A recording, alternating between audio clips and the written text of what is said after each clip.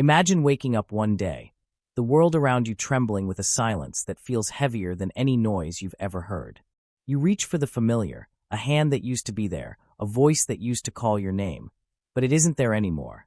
The absence hits not as a passing shadow, but as a vast chasm, stretching wider with each heartbeat, each breath you take. Time seems to distort. Mornings become unrecognizable, nights stretch endlessly, and your memories, once warm and alive, now sting like shards of glass lodged deep in your chest. And yet, life demands that you rise, that you move forward, as though grief were a mere inconvenience, a pebble on a road already too rocky to traverse. You start to notice the paradox. The very act of loss, of being stripped bare, becomes a strange, uninvited teacher. Could it be that in losing everything, or the people who gave your life meaning, you are confronted with a truth too profound to grasp in moments of comfort? Imagine the possibility that the devastation you now feel, the rawness of your broken heart, is not merely suffering, but a portal into a life that was previously invisible to you. A life where each fleeting moment holds a gravity you never understood before. How can despair, that cruelest of human experiences, also be the doorway to clarity, to depth, to transformation? Perhaps it is easier to turn away, to distract yourself with the humdrum of routine, to fill the void with noise, laughter, or hollow accomplishments. But what if ignoring the weight of loss does not heal it, but buries it, allowing it to fester quietly within, shaping who you are without your consent? There is an unsettling thought. What if the very thing you fear, the unbearable pain, the hollow silence, is the only thing capable of showing you the contours of your own soul? What if, paradoxically, you cannot truly live without first learning how to grieve? Consider this. You once believed that life followed a predictable rhythm, that effort and patience would yield stability and happiness. And yet, the loss shatters that illusion. The world you thought was secure, meaningful, even safe, collapses without warning. You are forced to confront a frightening question. If the structures you relied on to define yourself can vanish in an instant, who are you beneath the roles, the relationships, the identities that framed your existence? Is there something more, something raw and essential, waiting to be discovered in the rubble of what you've lost? Grief, Dostoevsky once hinted, is not merely an endpoint. It is a crucible. Imagine being forced to stand before the mirror of your own mortality, stripped of pretense, stripped of comfort. The reflection staring back is unfamiliar, and yet it is yours in ways you never recognized. Each ache, each tear, each sleepless night begins to whisper secrets about life you had never dared to hear before. Can it be that the very act of enduring loss, of carrying it through your bones, cultivates a depth of understanding, a resonance of being, that no other experience could ever provide? And yet, you may wonder, is this idea even conceivable? To suggest that pain could be a teacher is almost blasphemous in a world obsessed with avoidance, with immediate gratification, with the denial of mortality itself. But consider the lives of those who have stared into the void and returned, not unscathed, but illuminated. Is it possible that suffering is the unacknowledged architect of wisdom? That only by experiencing the absolute rupture of loss can one truly perceive the fragile, intricate web of meaning that holds existence together? Here lies the question that will not relent, the question that will gnaw at every carefully constructed belief you hold. Can the devastation of loss be transformed into a force of life, a conduit to a consciousness so vivid and unflinching that it redefines everything you thought you knew about living, loving, and enduring? And if so, how does one navigate the darkness without being consumed? How does one emerge not merely intact but profoundly changed, as if the fire of grief has forged a new, indestructible self? You sit with these questions, and a silence heavier than any before settles around you. There are no answers yet, only the tremor of possibility. And in that tremor, in that space of fragile anticipation, the journey begins. It begins not with comfort, not with certainty, but with a confrontation so raw, so intimate, that it demands you pay attention, that it demands you awaken to a reality deeper than you ever imagined. You may not notice it at first, but the grief that consumes you is not just a reaction to absence. It is a reflection of something far deeper, a hidden architecture of the human psyche that most never confront. There exists within you a subtle, often unspoken assumption that life is meant to be permanent, that the people and experiences you treasure will endure, that the world itself is stable and predictable. And yet, loss shatters this illusion with surgical precision, leaving you exposed to a raw, unfiltered truth. Permanence is a myth, and your sense of identity, your very anchor, has always been precarious. Carl Jung called it the confrontation with the shadow, the aspects of ourselves that we refuse to acknowledge, the fragility, the dependency, the vulnerability that lurks beneath the surface of competence and civility. When someone or something vanishes from your life, the shadow rises. You are forced to face the uncomfortable reality that your attachments, those relationships and roles you believed defined you, were constructs, delicate frameworks that cannot withstand the inevitability of change. And as the shadow emerges, it drags with it not only sorrow, but a profound questioning. Who are you when stripped of what you hold dear? What remains if the scaffolding of your existence crumbles? Friedrich Nietzsche, too, offers insight, though in a darker register. He wrote of the necessity of confronting suffering to cultivate strength, proposing that only through struggle can one transcend the banal comforts of existence.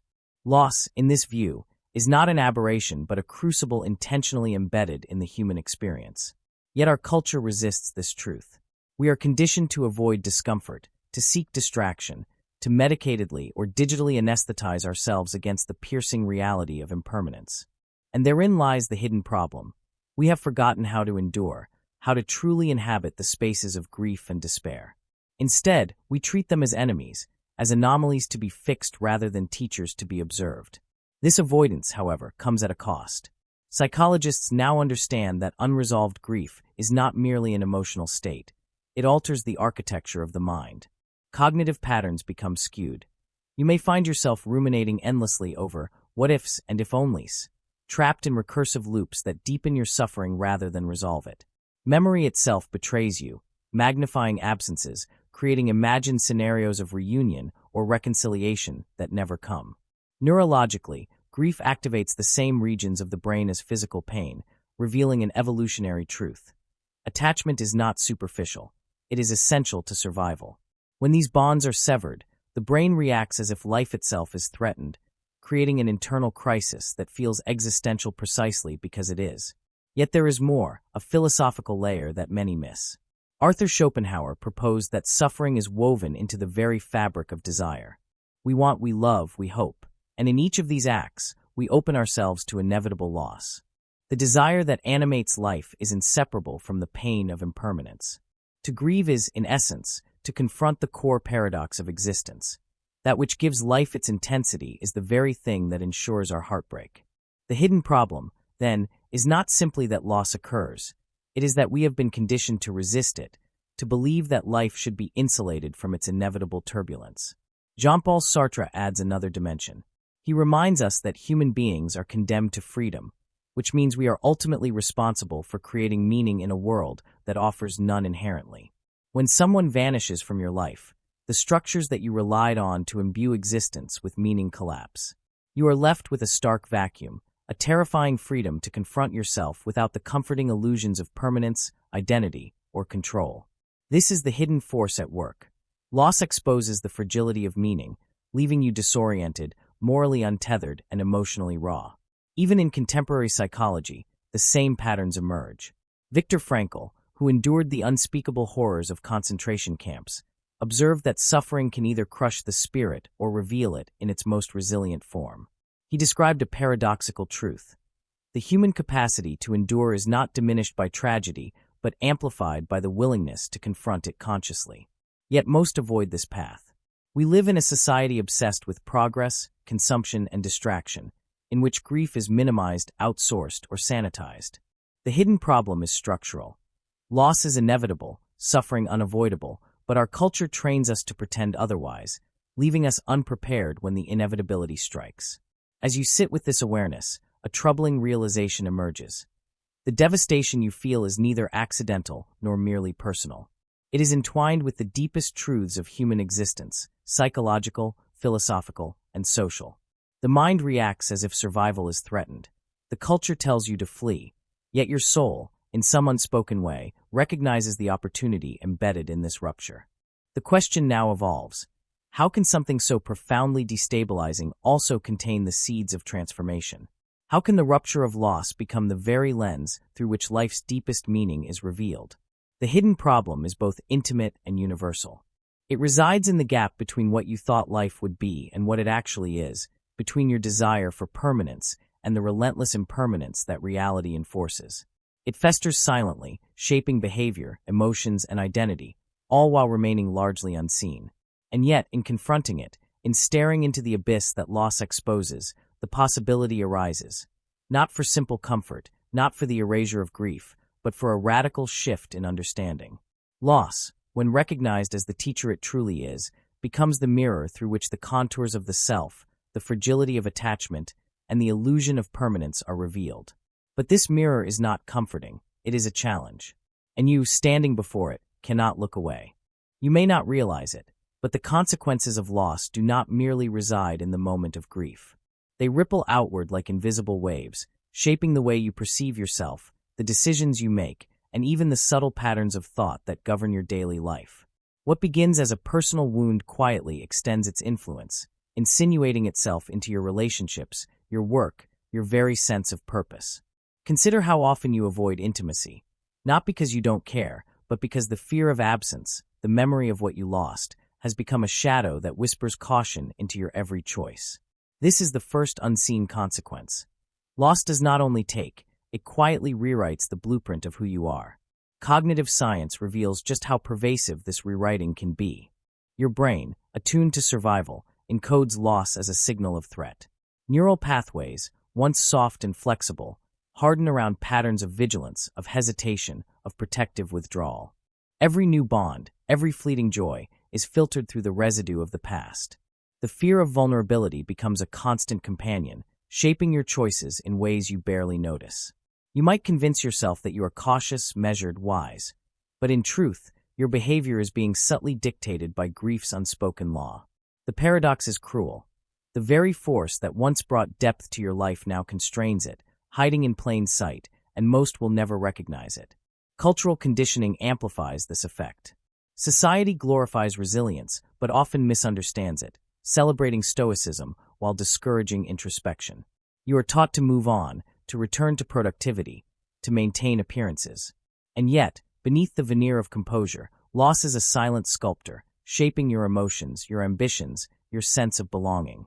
The laughter you force, the smiles you wear, the choices you make to fit into a world that prizes optimism. These are often compromises, not triumphs. Unseen, unacknowledged, grief influences the trajectory of your life, bending it along channels you might never consciously choose.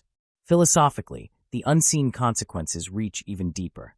When attachments are severed, and the permanence you counted on dissolves, existential dread can seep into your consciousness without warning. You begin to question not only the meaning of life, but the reliability of your own judgment, the validity of your desires, even the stability of your emotions. Jean-Paul Sartre spoke of the nausea that arises when one confronts the absurdity of existence, the recognition that life has no inherent meaning, and yet you are condemned to navigate it.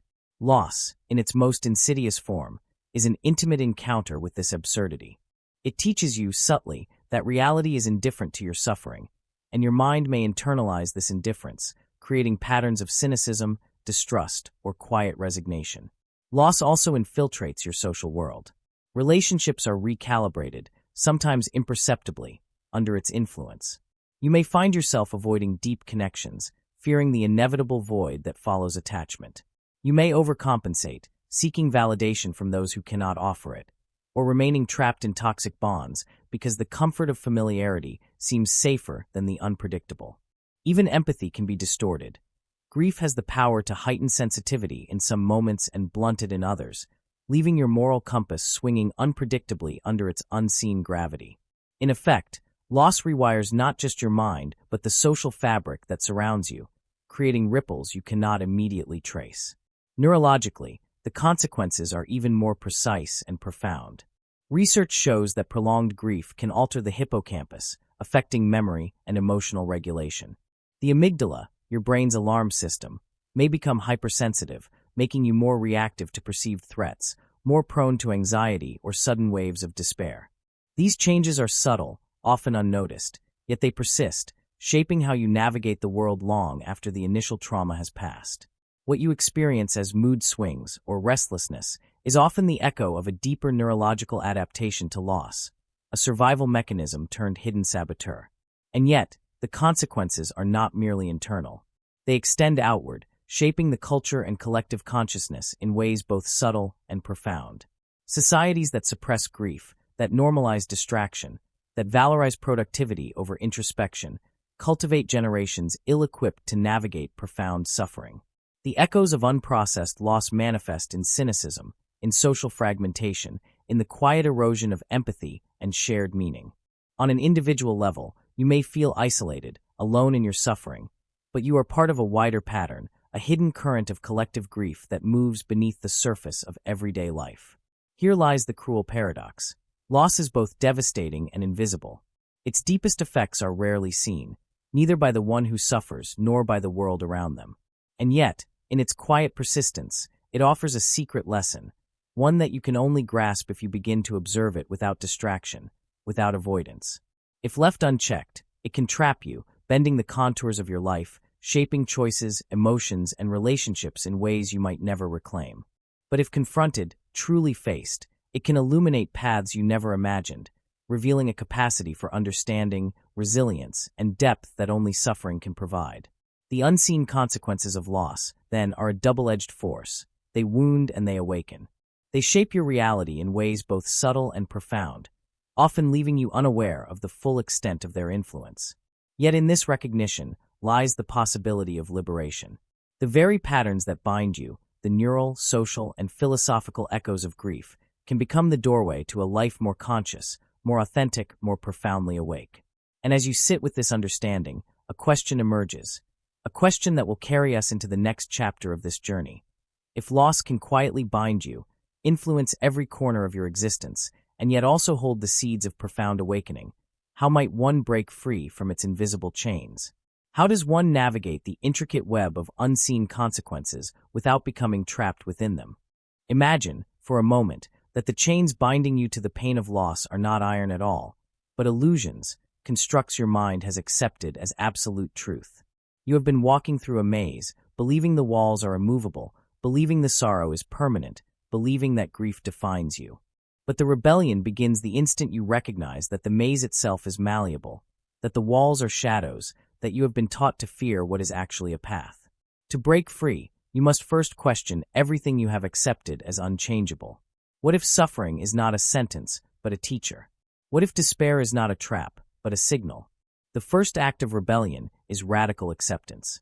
Not resignation, not numbness, not the empty platitudes offered by a culture terrified of discomfort, but a conscious acknowledgement of the truth. Life is impermanent, loss is inevitable, and your pain is real. Viktor Frankl described this stance as finding meaning even in suffering, asserting that when we can choose our response to unavoidable pain, we reclaim freedom. Imagine holding your grief in your hands, examining it, not hiding from it, and realizing that its weight, paradoxically, is what allows you to stand taller. Acceptance is the seed from which transformation grows. But acceptance alone is not enough. You must also confront the distortions that loss has embedded within your mind, the cognitive biases, the automatic assumptions, the self-limiting narratives. Our brains, evolved to protect us, often turn grief into prison. You may blame yourself, retreat into cynicism, or convince yourself that happiness is forbidden. Here, the rebellion requires courage. To observe these patterns without judgment, to name them, and to deliberately act against them. This is counterintuitive. The mind wants you to cling to suffering, but liberation comes when you consciously defy its instructions, when you step into discomfort with intention, when you refuse to let grief dictate the shape of your life. History and literature are filled with those who enacted such rebellions. Dostoevsky himself understood that suffering can illuminate, can awaken, can transform. His characters are often thrust into despair, forced to confront their darkest truths, yet it is through this confrontation that they achieve insight, empathy, and resilience. Consider Raskolnikov in Crime and Punishment, whose torment becomes the catalyst for moral awakening, or Prince Mishkin in The Idiot, whose vulnerability allows him to perceive a deeper humanity in others. These examples are not merely fictional, they reflect a truth that you too can inhabit. The path to freedom often runs through the fire of suffering itself. Another essential element of this rebellion is perspective. Most people interpret loss linearly. A wound is inflicted, time passes, one heals, and life resumes. But what if the trajectory is spiral rather than linear? each experience of grief deepening your capacity to understand, to love, to act. The rebellion requires that you embrace this cyclical growth, that you refuse the cultural demand for closure, and instead dwell in the richness of your evolving consciousness. You begin to see that the pain you once feared is not an endpoint, but a crucible, a refining force that sharpens perception, cultivates resilience, and awakens intuition. Action is the final pillar of rebellion. Understanding grief intellectually is insufficient. Liberation requires lived engagement. This might take the form of creating, of writing, of speaking, of connecting with others in profound ways, or of choosing new paths that align with the truths revealed by your loss. Each deliberate act, however small, is a defiance of the forces that seek to immobilize you. Every choice to engage, to create, to love despite the risk of pain is a declaration. You will not be consumed, you will transform. There is also a radical, often overlooked dimension, the power of empathy forged in the crucible of loss. The very pain that isolates you can, when reframed, become a bridge to others. You see their suffering with clarity, without illusion. You act with compassion because you understand fragility, impermanence, and the precarious beauty of existence. The rebellion is not only personal, it ripples outward, touching lives that might otherwise remain untouched. By daring to face your own darkness, you illuminate a path for others, creating a quiet, resilient network of understanding that extends beyond the self. And so, the rebellion is both inward and outward, psychological and philosophical, intimate and universal. It begins with acceptance, continues with conscious defiance of limiting patterns, deepens through the understanding that growth is cyclical, and culminates in purposeful action informed by empathy and insight. It is a rebellion not against life, not against grief, but against the illusions that bind you, against the fear that convinces you to remain small, against the societal and internal narratives that tell you suffering is meaningless. Imagine yourself at the threshold of this transformation. The weight of loss remains, yes, but it has been reframed. Pain is no longer a prison but a lens, sharpening perception, clarifying priorities, revealing truths invisible to the untested. You have claimed agency in a world that seemed indifferent. You have stepped into the fire and emerged not unscathed, but forged. This rebellion is not a one-time act. It is a lifelong commitment, a conscious refusal to allow loss to define your boundaries. Instead, you allow it to define your depth. In this space, you glimpse the profound paradox. The very thing that once threatened to undo you, the emptiness, the absence, the heartbreak, now serves as the foundation of your awakening. The rebellion is complete when you understand that liberation does not erase loss. It transforms it, turning the pain that once limited you into a force that expands your vision, deepens your engagement with life, and cultivates a wisdom that can never be taken away. And then, in the quiet that follows all the struggle, a revelation emerges. Not a comfort, not an answer neatly wrapped, but a truth so profound it shifts the ground beneath you. Life and loss are not opposites. They are inseparable. The grief that once threatened to consume you is the same force that awakens your soul. Every absence, every ache, every fracture of the heart has been a teacher, guiding you toward a consciousness you could not have reached in comfort. You realize now that suffering is not punishment but portal. The void you feared was never emptiness. It was a space for transformation.